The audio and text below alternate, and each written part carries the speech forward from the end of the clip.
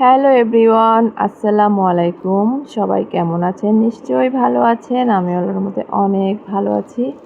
তো আজকে রাতের রান্নাবান্নার প্রস্তুতি নিয়ে ফেললাম। তো এখানে দেখতেই পাচ্ছেন ইলিশ মাছ আমি কষিয়ে তুলে রেখেছি। আমি ডাঁটা দিয়ে আলু দিয়ে ঝোল রান্না করব। তো এখানে আমি ডাঁটা আলুটা কষিয়েও নিয়েছি প্রায় অর্ধেক, কারণ রান্না করতে করতে কারেন্ট চলে যায়। ইদানিং কারেন্ট এতটা ডিস্টার্ব করছে যে কোনো কিছুই আর কি ঠিক মতো করতে পারছি না। বিশেষ করে রান্নার যে টাইমেটা আমি করব ওই টাইমেই কারেন্ট চলে যায়। এই জন্য গুছিয়ে কোনো ব্লগ শেয়ার করতে পারছি না। তো যতটুকু পারতেছি ততটুকুই আমি দেওয়ার চেষ্টা করছি। তো এখানে আমি ডাঁটা আলুটা কষিয়ে নিচ্ছি।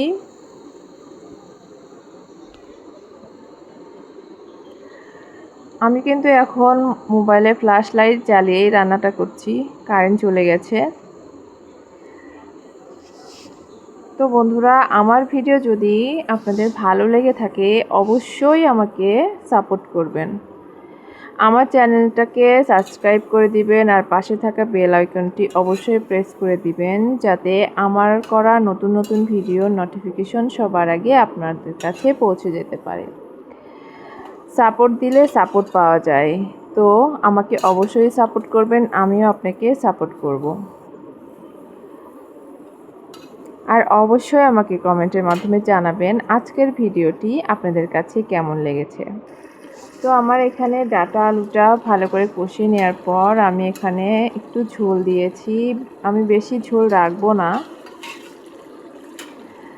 তো এই তো আমি এখানে একটু ঝোলের জন্য আর একটু পানি দিয়ে দিলাম, কম হয়ে গিয়েছিল। বেশি ঝোল রাখবো না, একটু গামাখা টাইপের করব। যেহেতু এখন মাছটা দিয়ে দিব, এই কারণে একটু ঝোলটা বেশি দিয়েছি। মাছটার সাথে ফুটে গেলে পরে আমি ঝোলটাও কমিয়ে নেব জাল করে। তো এই তো আমি মাছগুলো এখন দিয়ে দিচ্ছি।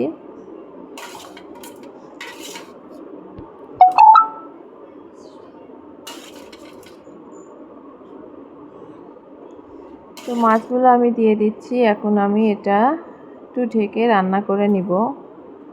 বেশিক্ষণ রান্না করতে হবে না, একটা দুইটা বলক উঠে গেলেই আমি তরকারিটা নামিয়ে ফেলবো। যেহেতু আগে থেকেই মাছটা আমি কষিয়ে রেখেছিলাম মশলা দিয়ে, আর ডাঁটা আলুটাও খুব সুন্দর করে আমি কষিয়ে নিয়েছি। ওখানে প্রায় 50% সিদ্ধ হয়ে গেছে। জাস্ট একটা দুইটা বলক ওঠার পরে আমি চুলাটা বন্ধ করে দিব।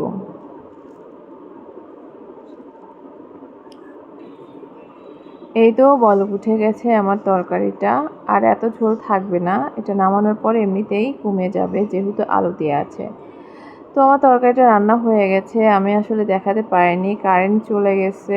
আর এদিকে রান্না বান্নার প্রচুর চাপ রাতে রান্না করতে গেলে, যেহেতু আমি ছোটোখাটো একটা জব করি। তো ডালটা রান্না করে নেওয়া হয়ে গেছে, আর এদিকে আমি ঢেঁড়স আর আলু ভাজিটাও করে নিচ্ছি।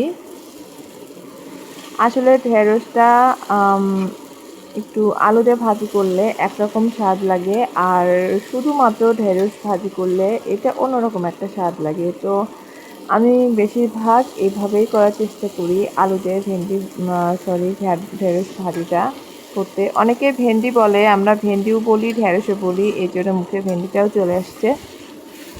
তো যদি আপনাদের খারাপ লেগে থাকে অবশ্যই আমাকে ক্ষমা করে দেবেন।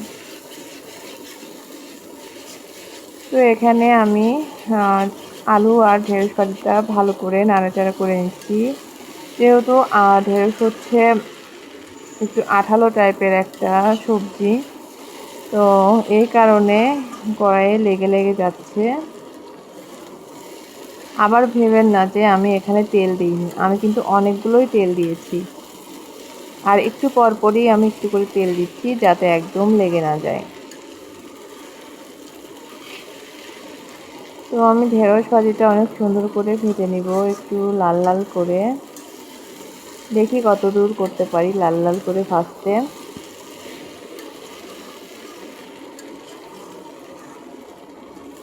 প্রায় আমার ঢেঁড়স ভাজিটা হয়েই গেছে। আর কিছুক্ষণ ভালো করে নাড়াচাড়া করে নিব। ভাজি যে কোনো ভাজি হোক একটু ভালো করে ভাজা ভাজা করে নিলে খেতে কিন্তু অনেক বেশি ভালো লাগে।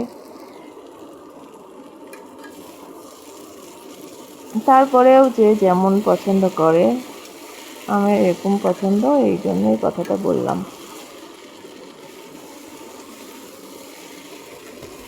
তো আমার ঢেঁড়স ভাজি প্রায় হয়েই গেছে, আর আমি কিছুক্ষণ চুলার উপরে রেখে দিব, তারপর চুলা বন্ধ করে দিব। তো সবাই অনেক ভালো থাকবেন। আল্লাহ হাফিজ।